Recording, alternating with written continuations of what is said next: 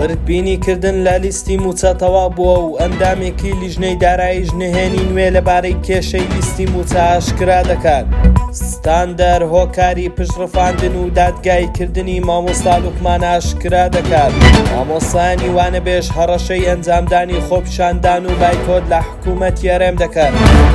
وەزارەتی دارایی عێراق وردبینی لە لیستی موچەی مانگی حەوت تەواو کرد. پەرلەمانتارێکیش لە بەغدا نهێنی گرنگ ئاشکرا دەکات و ڕای دەگەێنێت 28 وەزارەت و دەستە ناوەکانیان کێشەی جیاوازی تێدایە.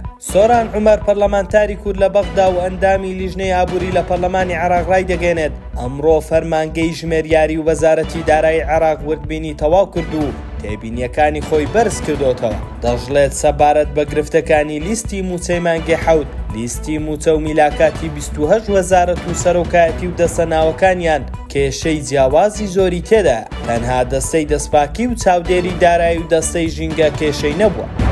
9 مانگ دوای ڕفاندن و شوێن بزرکردن و زیندانیکردنی مامۆستایەکی ناڕازی، هۆکارەکانی ئاشکرا دەبێت و کەسوکاری داوای پشتگیری خەڵک و ڕاگەیاندنەکان دەکەن.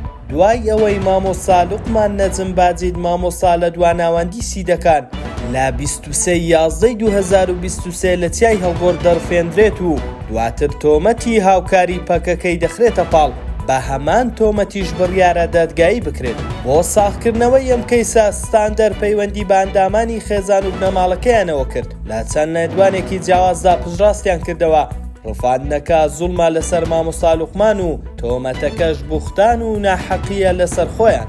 جێی باسا کە سوکاری مامۆستا لوقمان تۆمەتی هاوکاری لەگەڵ پەکەکەیان ڕەت کردەوە و دڵنیایی دەدەن کە ئەم تۆمەتە بێبنەمایە. بۆ ڕەوایەتی دانا بەو زوڵمەی لەسەر کوڕەکەیان کراوە و دەڵێن پێشتر لە خۆپیشاندانەکانی ساڵی 2017 بۆ ماوەی 7 مانگ دەستگیر کراوە و چەند مانگێکیش نەیانزانیوە ماوەیان زیندووە و ئایا لەکوێ دەستگیر کراوە. ئەو کاتیش پاس چەند مانگێک دڵنیا دەبنەوە کوڕەکەیان ماوە و لە ئاسایشی هەولێر دەستگیر کراوە.